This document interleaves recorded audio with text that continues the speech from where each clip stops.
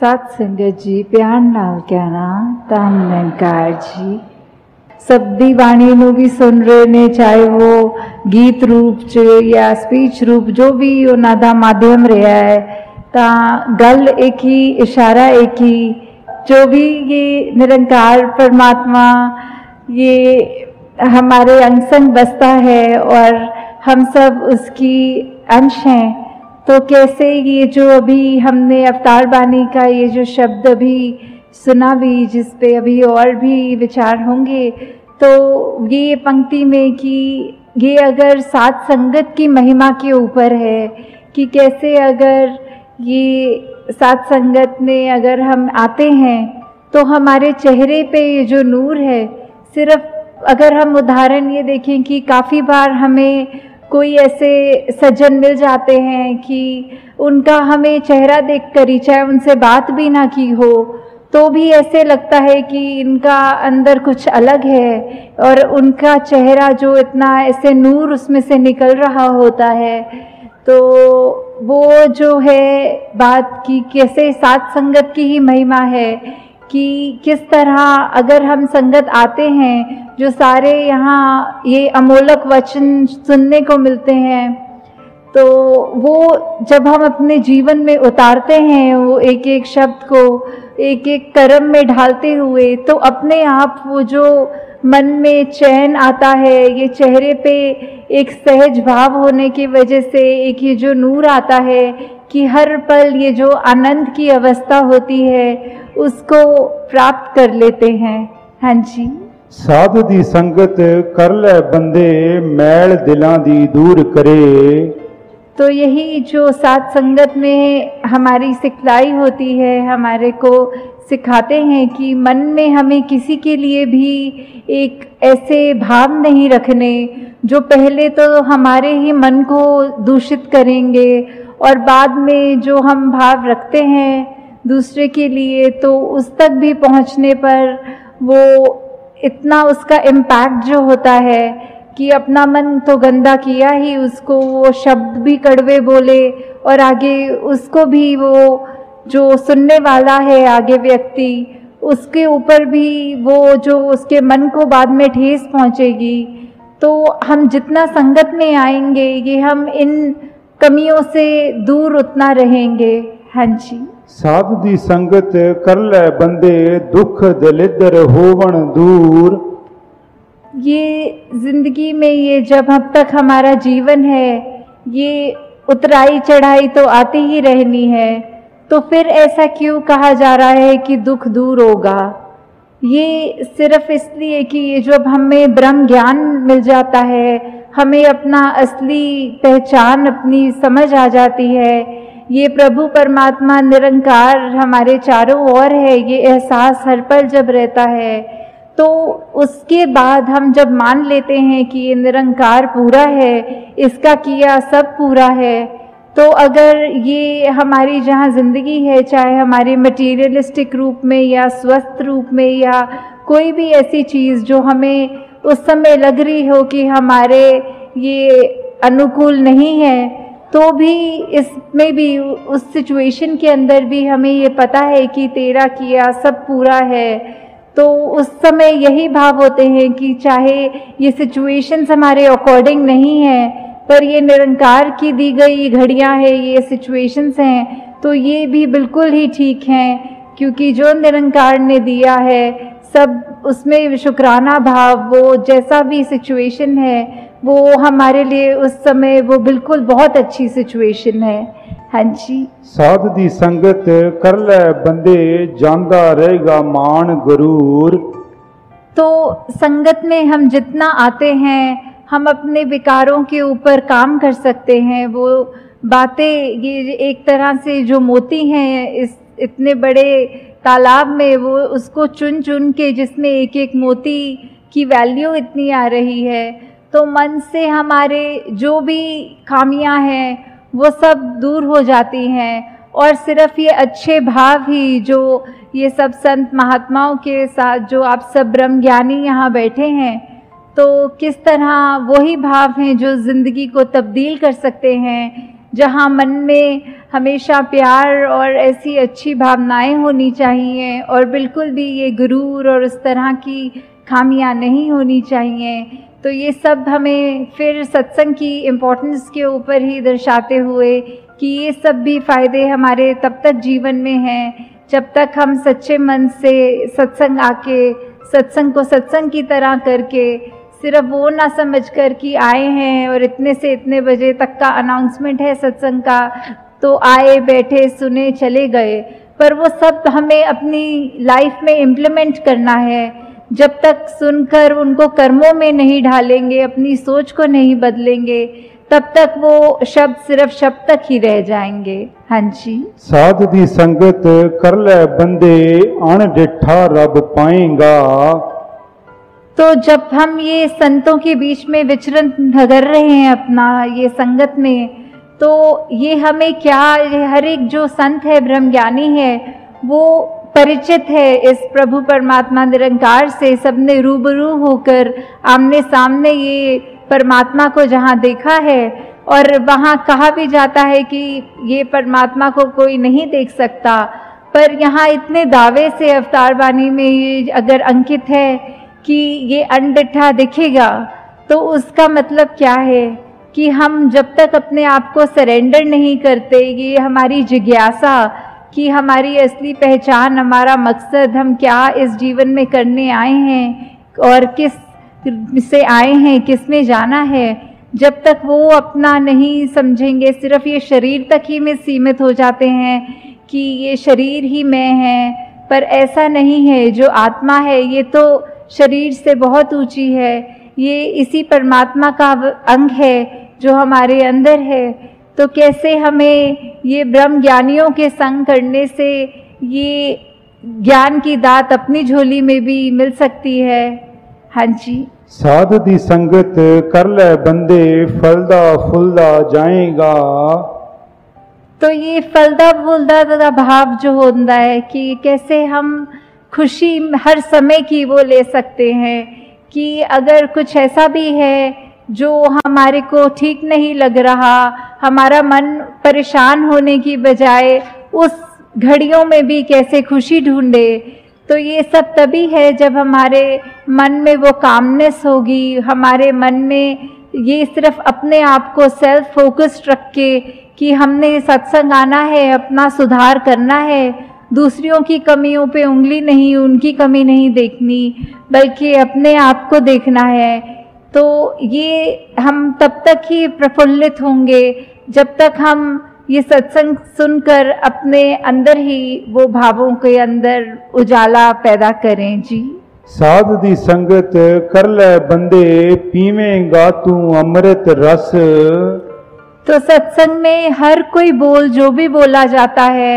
वो अमृत के समान होता है कि कैसे ये जो अमृत है इतनी कीमती, ये ऐसा वो उसको सिग्निफिकेंस तो अमृत का हमेशा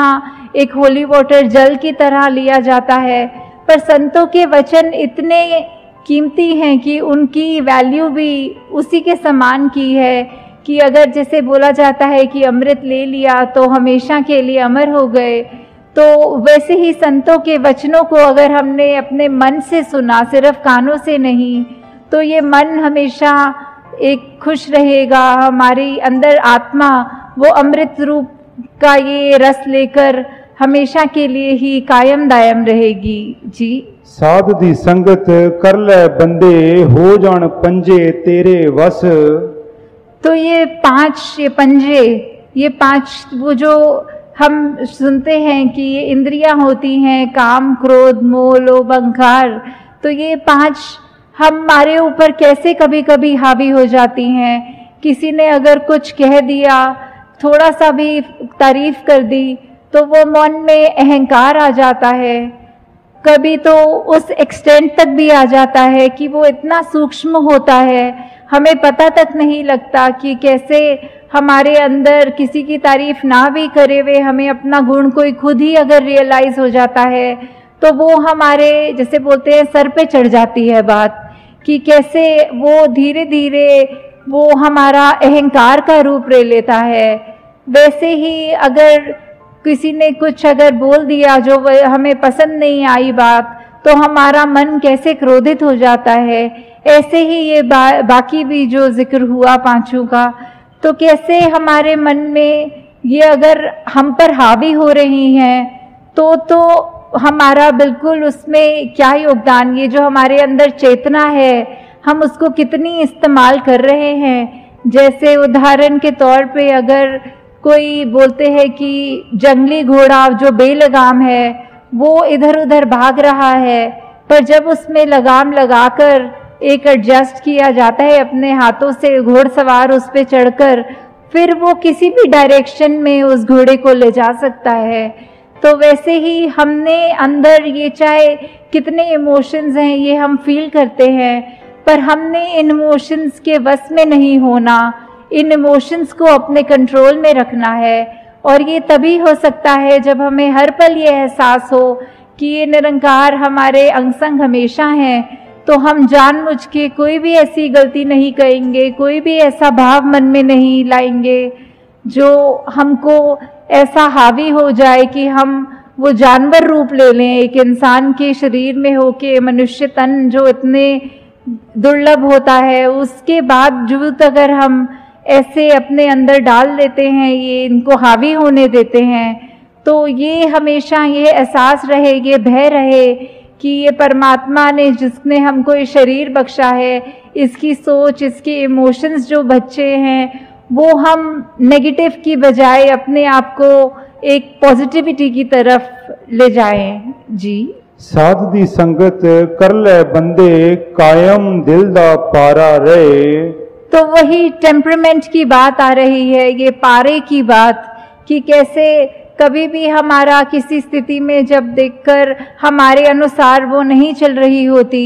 तो मन इतना तंग हो जाता है कि फिर हमको अपने बोलों पे भी कंट्रोल नहीं रहता, हमारे दिमाग में इतना गुस्सा भर जाता है कि हम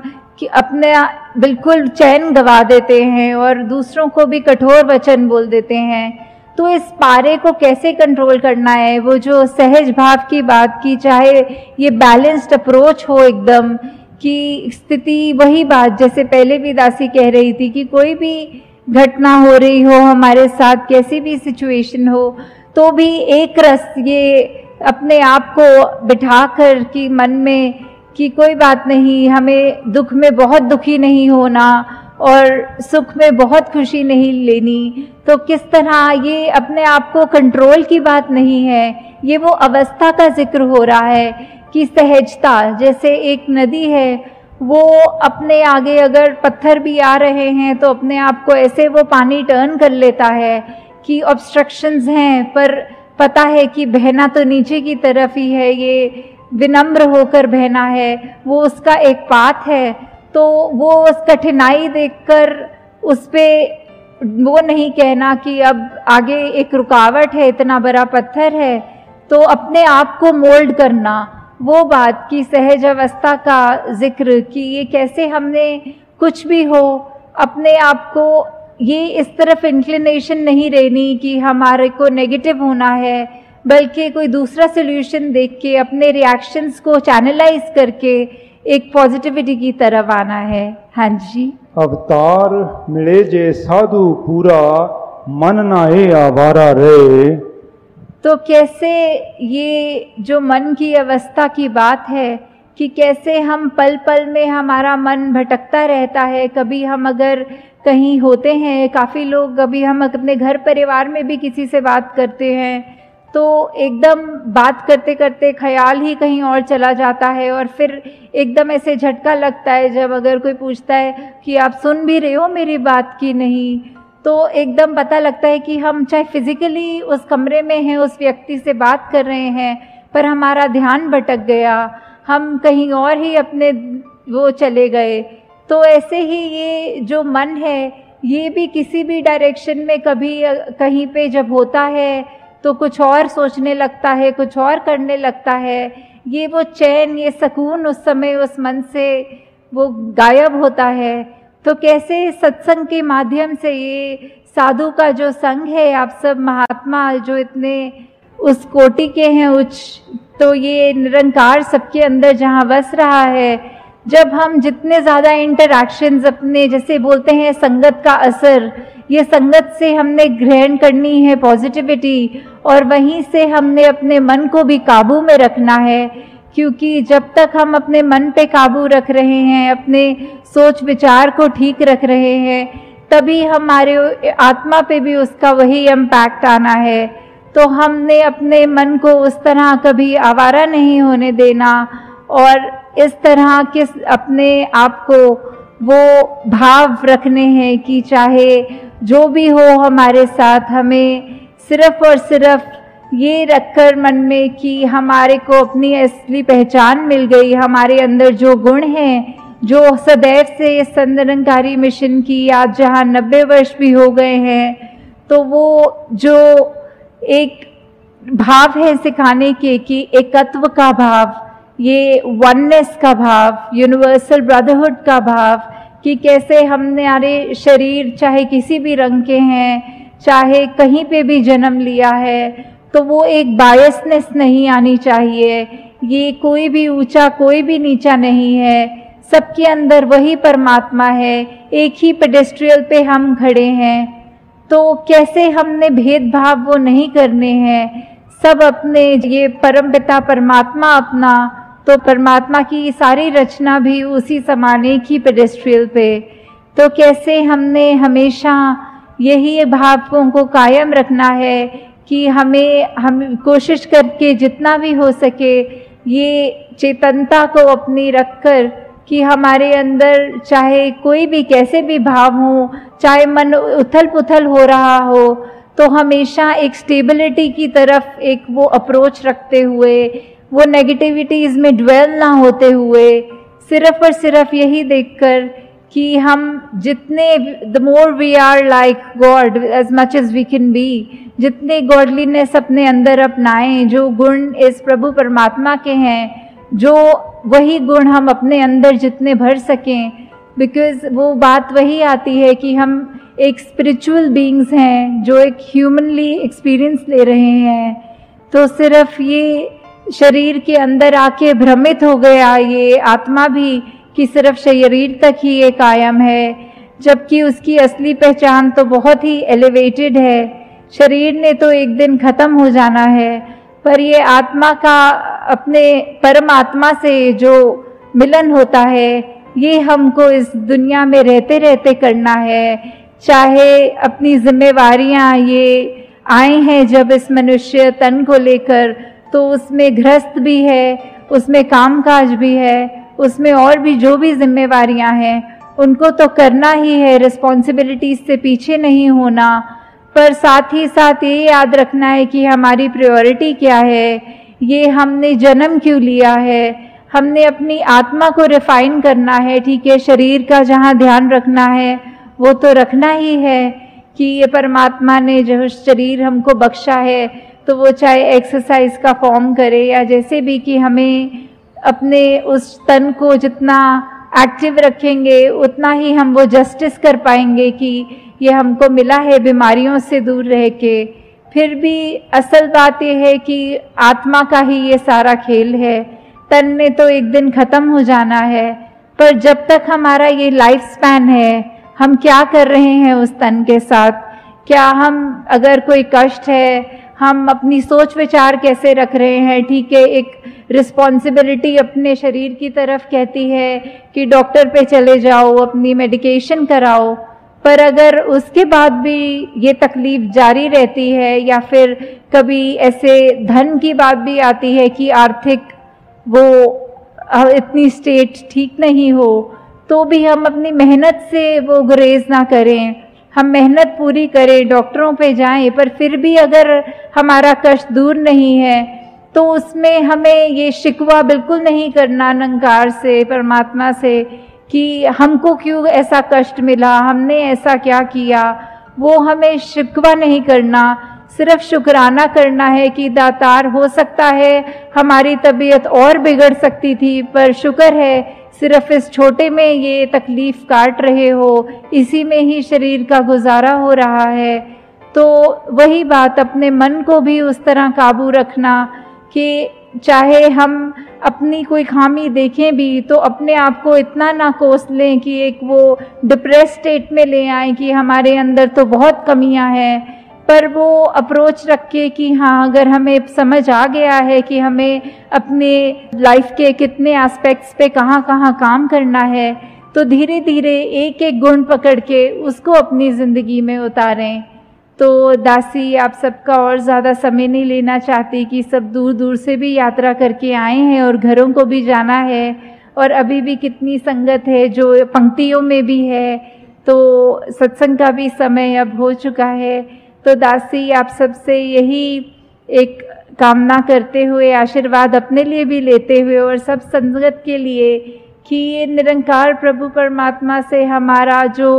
एक एहसास की बात है, कि ये फीलिंग कि we are always surrounded by Nirankar, this God almighty, whichever name we want to call it by, कि हम जिसमें भी आस्था रख रहे हों उस नाम को भी अगर लें कि वो जो शक्ति है वो हमारे साथ अंग संग है, और वो संतों ने तो युगों युगों से, चाहे कोई भी युग रहा हो, हमसे क्या चाहा है, एक इंसान होने के, एक ह्यूमन वैल्यूज़ होने के, एक इंसानी गुण हमारे अंदर होने हैं। तो हमको अपने आप पे एक ये वॉच रखनी है, ये इंट्रोस्पेक्शन करते रहना है कि क्या हम उन ह्यूमन वैल्यूज़ पे चल रहे हैं या फिर हमारा दिल और दिमाग हमें कहीं और लेके जा रहा है। तो दासी, आप सबका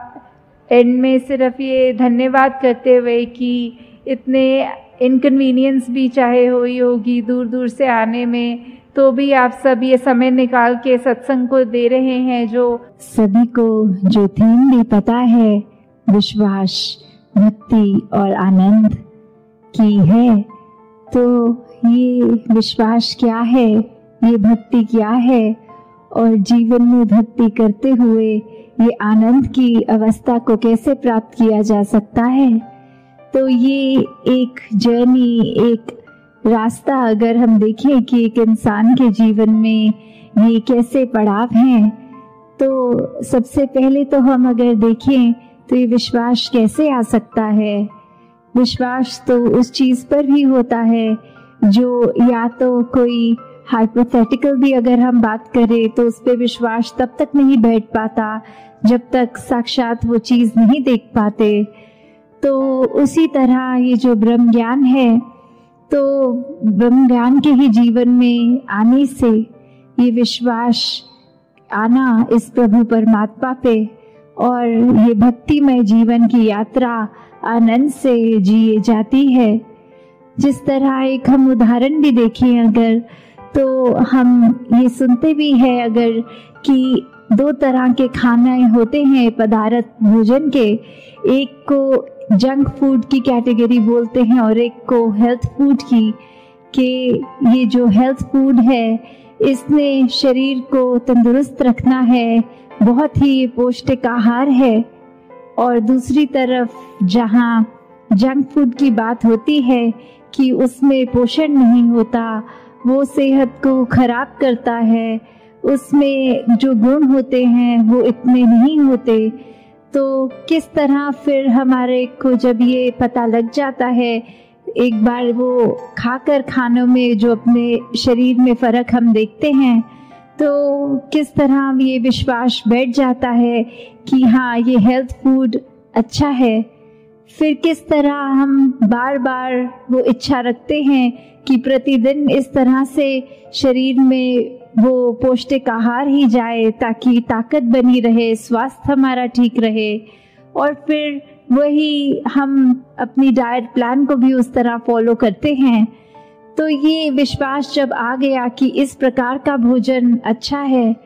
फिर उस भोजन की भक्ति हो गई। उसको बार बार हम हर समय कोशिश यही कि उसके साथ हम जुड़े रहें उस भोजन के, और फिर ये जो बेनिफिट दिखता है शरीर पे, वो एक भक्ति करते हुए वो एक चाहे ग्रहण कर रहे हैं उस तरह का ही खाना, फिर ये कैसे आनंद की अवस्था वो हमें दिख रहा है रिजल्ट अपने शरीर पे। तो उस तरह ही देखिए अगर हम, तो ये विश्वास है, और विश्वास के साथ भक्ति के साथ ही आनंद की अवस्था इस जीवन में हम परमात्मा को प्राप्त करके कर सकते हैं। और अगर हम विश्वास शब्द को देखें तो इसमें अगर दो नज़रिए के साथ देख सकते हैं कि ये विश्वास हो गया कि पूरा भरोसा, और अगर इसको स्प्लिट करके अलग तरीके से देखें तो विष का वास मतलब जहर, विष। तो वो हम अगर उस तरह देखें तो एक विश्वास और एक अंधविश्वास, तो कैसे हम अपने जीवन में एक उस तरह तो चले जहाँ विश्वास तो है,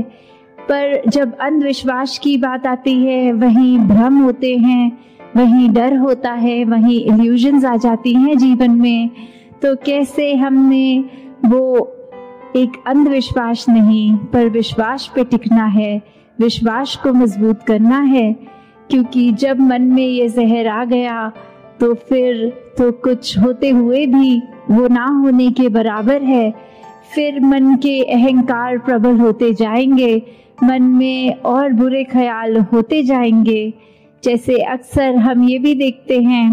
कि बात तो शुरू होती है विश्वास पे और ख़त्म हो जाती है अहंकार पे। कि उदाहरण के तौर पे अगर हम कभी स्कूल के दिनों की ही ऐसे बच्चों में अक्सर नोटिस करते हैं कि अगर एक किसी का पेंसिल खो गया होता है तो वो अपने पार्टनर की पेंसिल ही ले लेता है और बोलता है कि ये मेरी ही है। और फिर वो दूसरा बच्चा अगर एक एक्सप्लेन भी करे कि नहीं ये मेरी है, तो वो पहला स्टूडेंट इतने कॉन्फिडेंटली उसको अपनी ही मान के कि मेरे पेंसिल बॉक्स में थी अब नहीं है तो यही होगी। और फिर जब घर जाके देखता है तो अपने बैग के दूसरी जगह से अपनी ही पेंसिल मिल जाती है। तो उस समय तो वो विश्वास था कि ये दूसरे की नहीं मेरी है, और घर आके भी अगर देखा अपनी वस्तु जब मिल गई तो फिर ये अहंकार मन में आ गया कि अगले दिन स्कूल जाके किस तरह वो माफ़ी तो मांगी नहीं जाएगी। वो अहंकार ने इतना मन में गलत होने के बावजूद भी एक असर इस तरह छोड़ा कि अब अपने दोस्त के आगे जाके कैसे कह दें कि आप सही थे हम गलत थे। तो मन में अक्सर जहाँ विश्वास हो तो उसको उस तरह से ही मन में रखा जाए कि इसने हमारी एक अच्छी नियत का एहसास करते हुए एक इंटेंशन जो साफ, एक प्योर हार्ट, उसके साथ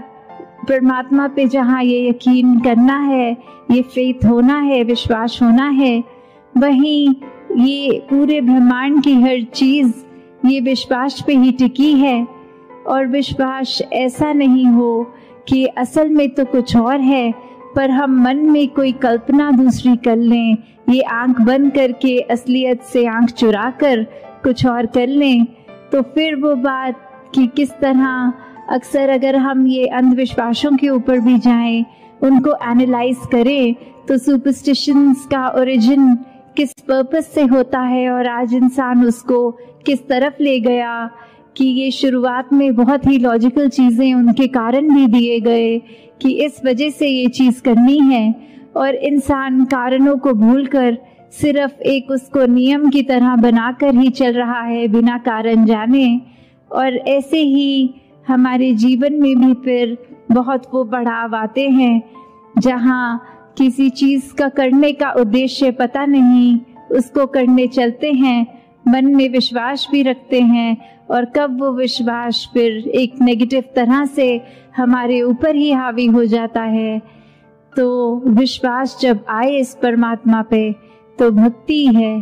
तो ये भक्ति भी अब क्या है, भक्ति कुछ ऐसी नहीं करनी कि पूरे ही आसपास के वातावरण, व्यक्ति या किसी और चीज़ से अपने आप को काट लेना है, कहीं अपने आप को कमरे में बंद करके अपने नेचर को सही करना है, अपनी लगन को पक्का करना है। ऐसी भक्ति अगर करेंगे तो वो तो कुछ समय तक ही हो पाएगी, पर भक्ति तो वो होनी चाहिए जो हर श्वास में होती है। और हर श्वास में भक्ति अगर है तो हमें अपनी लाइफ की एक्चुअल सिचुएशन से भागना नहीं है, वो तो जिस प्रकार की हैं उसमें रहते हुए भक्ति करनी है। और जब ये करना आ जाता है तो आनंद भी इस जीवन में साथ ही उतर जाता है। फिर वो वेट नहीं करनी पड़ती कि भक्ति की हम सीढ़ी चढ़ रहे हैं और उसके बाद एज अ रिजल्ट आनंद आएगा। नहीं, वो भक्ति करते हुए, वो हर पल सांस लेते हुए, वो आनंदित होकर ही वो हर सांस का एहसास इस परमात्मा से जुड़ के होगा। तो हमें कैसे अगर देखें भी कि एक विश्वास की बात जब आती है, अक्सर इंसानों में भी देखा जाए तो वो ओत-प्रोत मामला होता है, सिर्फ एक तरफ से है विश्वास और दूसरी तरफ से नहीं। तो उससे भी एक ये पता लग जाता है कि अगर हम एग्जाम्पल देखें कि एक क्लास चल रही है, उस क्लास में टीचर हर स्टूडेंट को एक ही सबक एक जैसी एक्सप्लेनेशन के साथ समझाते हुए, फिर भी जब कुछ समय बीतता है तो एक टेस्ट का टाइम आता है। और वो टेस्ट क्यों? वो टेस्ट इसी का प्रमाण, विश्वास का, कि जितनी शिद्दत से वो टीचर ने स्टूडेंट्स को पढ़ाया, क्या उसी तरह वो स्टूडेंट्स भी परीक्षा में पास हो रहे हैं? वो टीचर के ऊपर, जो टीचर ने स्टूडेंट्स पे विश्वास किया, वही सबक को एक सच्चाई मान के क्या स्टूडेंट्स भी वो रेसिप्रोकेट कर रहे हैं? और अगर इसको दूसरे नज़रिए से भी देखे जाएं तो शायद टीचर्स को पहले ही पता होता है कि कौन सा स्टूडेंट अच्छी तरह परफॉर्म करेगा और कौन नहीं करेगा। तो वहाँ बात ये विश्वास ना होने की भी आती है कि अगर विश्वास पता है एक किसी बालक पे नहीं है तो वो क्यों नहीं है? क्योंकि टीचर को हमेशा पता है वो क्लास में अटेंटिव नहीं है, वो अपनी असाइनमेंट्स ठीक समय पे सबमिट नहीं कर रहे, वो रुचि एक पढ़ाई की तरफ है ही नहीं। तो उससे एक एंटिसिपेशन एक टीचर की भी बन जाती है कि चाहे अपनी तरफ से तो एक जैसा, एक समान ही हर एक को सबक दिया, पर कैसे हर एक ने उसको परसीव अपनी अपनी सहूलत से, अपनी अपनी इंटेंशन से, अपने एक क्षमता के अनुसार करा है। तो उसी प्रकार अगर हम ये देखें कि ये परमात्मा तो हमें इतना हर पल दयाल होके सब कुछ देता जा रहा है, हर पल में इतनी रहमतें हैं, तो हम उसको किस तरह वो रहमतों को अपने अंदर सोख कर रहे हैं, अपने अंदर वो बसने दे रहे हैं। दासी ने एक जगह कहीं पढ़ा कि एक कोट की तरह लिखा हुआ था कि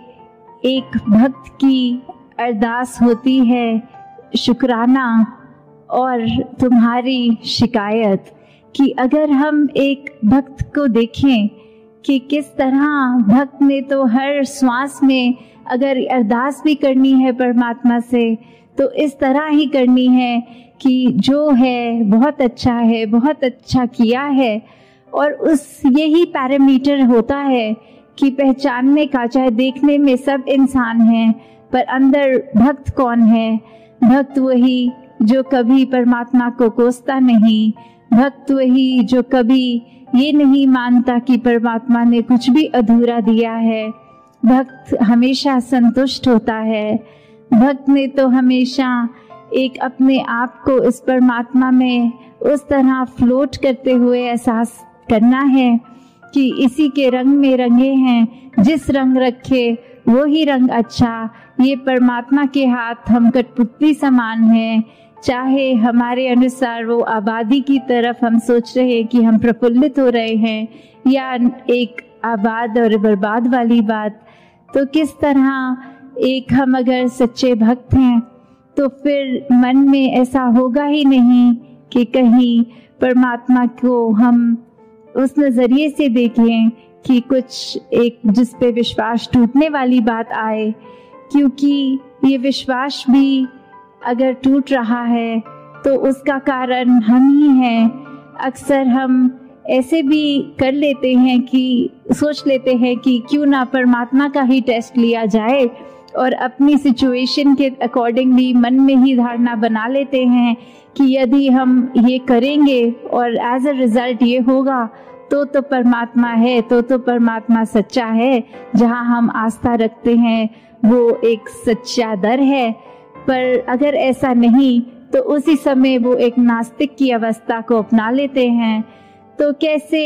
एक हर बार हम जब ये सोचेंगे कि परमात्मा का हमने टेस्ट लेना है और परमात्मा ने हमारे अनुसार वो रिजल्ट्स देने हैं, तो हम खुद ही देख लें कि हम भक्ति से तो कोसों दूर हैं ही, पर साथ में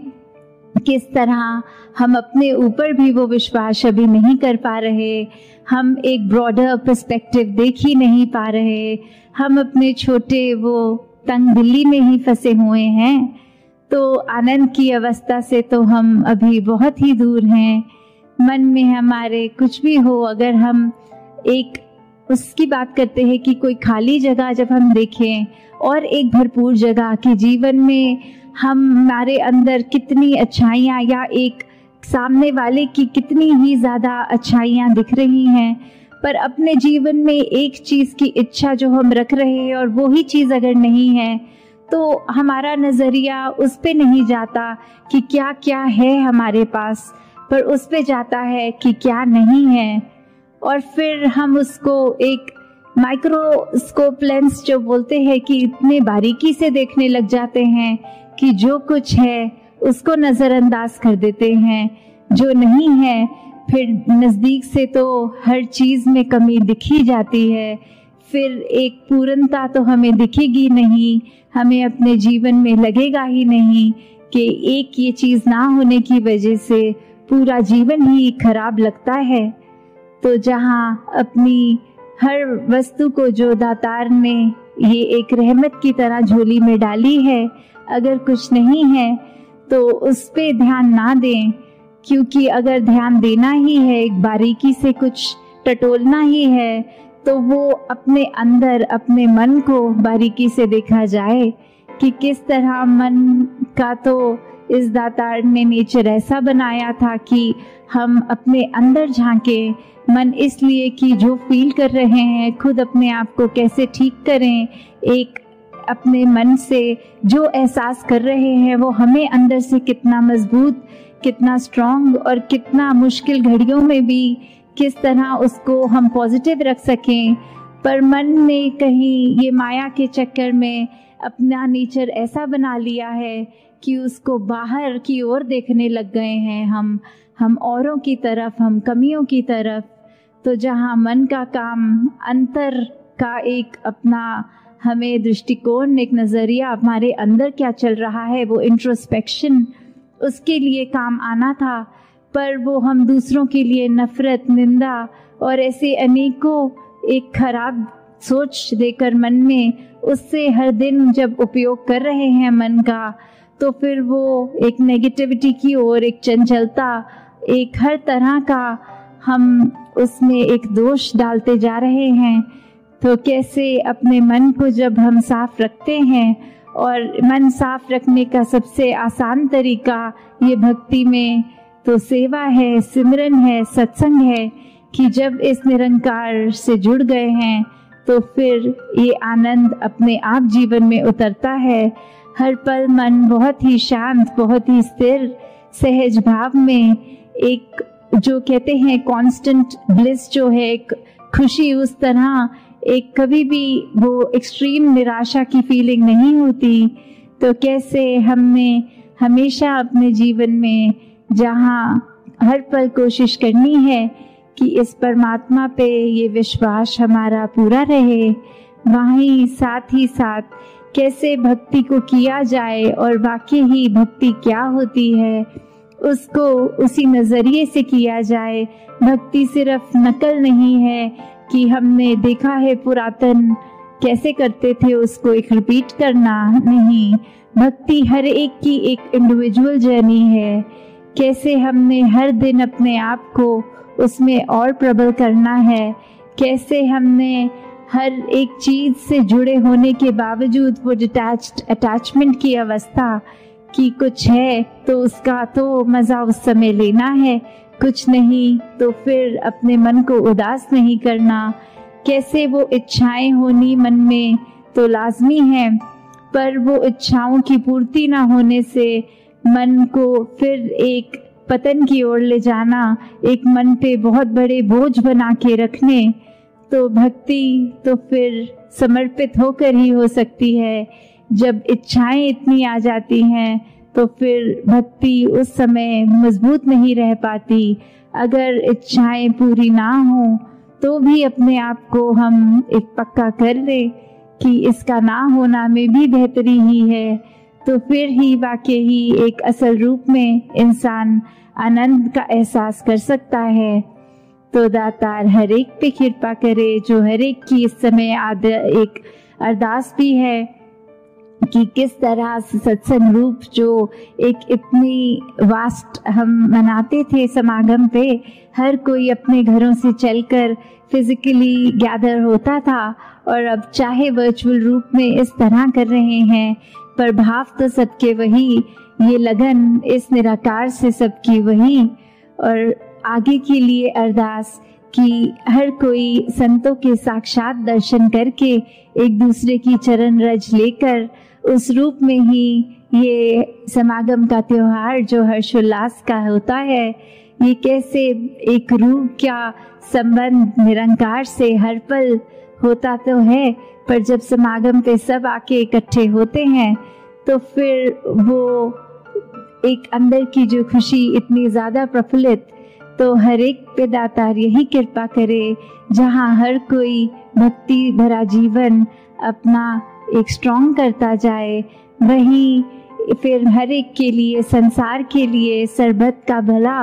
वो एक अरदास कि ये ह्यूमैनिटी एक साथ आगे बढ़े, एक सेल्फिश होके अपने आप को तंग दायरे में ना रखें, अपने मन में हमेशा अच्छे ख्याल रखें। तो दातार हर एक पे कृपा करे। साथ संगत जी प्यार से कहना, धन निरंकार जी।